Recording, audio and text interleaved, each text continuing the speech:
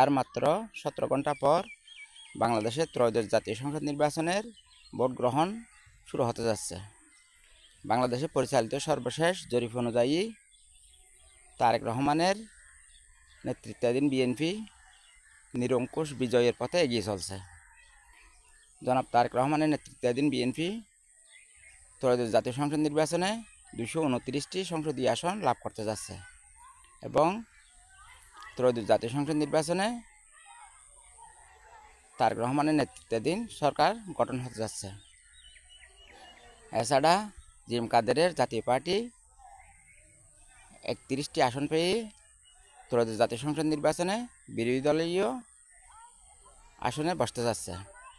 এছাড়া জামাত নেতৃত্বাধীন 11 দলীয় জোট ত্রয়োদশ জাতীয় সংসদ নির্বাচনে 23টি আসন পেতে যাচ্ছে। জামাত ত্রয়োদশ জাতীয় সংসদ নির্বাচনে তৃতীয় স্থান অর্জন করতে যাচ্ছে। জামাতের ভোট বৃদ্ধি পেলেও আশানুরূপ সংসদীয় আসন বৃদ্ধি পাচ্ছে না। এছাড়া স্বতন্ত্র এবং অন্যান্য দল মিলে 17টি সংসদীয় আসন পেতে যাচ্ছে। বাংলাদেশের সকল রাজনৈতিক দল এবং বাংলাদেশের সর্বস্তরের জনসাধারণের নিকট আমার প্রত্যাশা, ফলাফল যাই হোক না কেন, নির্বাচনের ফলাফল মেনে নিয়ে বাংলাদেশকে উন্নয়ন, সমৃদ্ধির পথে এগিয়ে নিয়ে যাবে বলে আমার প্রত্যাশা। এ বলে আমি আমার বক্তব্য শেষ করছি।